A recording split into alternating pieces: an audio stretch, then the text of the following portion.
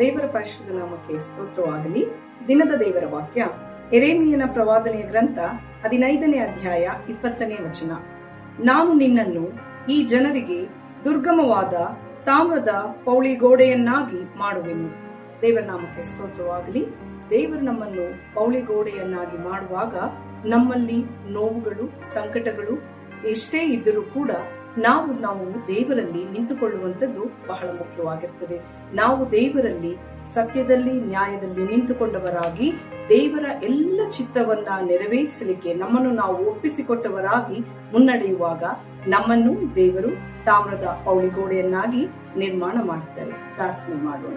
ಪರಿಶುದ್ಧನು ಪರಿಶುದ್ಧನು ಭೂಪರಲೋಕಗಳ ಒಡೆಯನೂ ಆದ ನಮ್ಮ ಪರಮ ತಂದೆಯೇ, ಅಪ್ಪ, ತಾಮ್ರದ ಪೌಳಿಗೋಡೆಯನ್ನಾಗಿ ಕರ್ತನೆ ಅಷ್ಟು ಬಲಿಷ್ಠವಾಗಿ ನಮ್ಮನ್ನು ಮಾಡಬೇಕಾದರೆ ಅಪ್ಪ, ನಮ್ಮಲ್ಲಿರುವ ಎಲ್ಲ ನೋವುಗಳು, ಕಷ್ಟಗಳನ್ನ ಕರ್ತನೆ ನುಂಗಿ ನಾವು ನಿಮಗಾಗಿ ಧೈರ್ಯದಿಂದ ಎದ್ದು ನಿಂತುಕೊಳ್ಳಲಿಕ್ಕಾಗುವಂತೆ ಕೃಪೆ ಕೊಡಿರಿ. ವೈರಾಗ್ಯದಿಂದ ಕರ್ತನೆ ನಿಮ್ಮ ಜೊತೆ ನಿಂತುಕೊಳ್ಳಲಿಕ್ಕಾಗುವಂತೆ ಕೃಪೆ ಕೊಡಿರಿ. ನಿಮ್ಮ ಜೊತೆ ನಿಂತುಕೊಳ್ಳುವಾಗ ನೀವು ನಮ್ಮನ್ನ ಯಾವಾಗಲೂ ನಡೆಸುವಂತವರಾಗಿರುತ್ತೀರಿ. ಈ ದಿನವನ್ನ ಆಶೀರ್ವದಿಸಿಕೊಟ್ಟದಕ್ಕಾಗಿ ಸ್ತೋತ್ರ.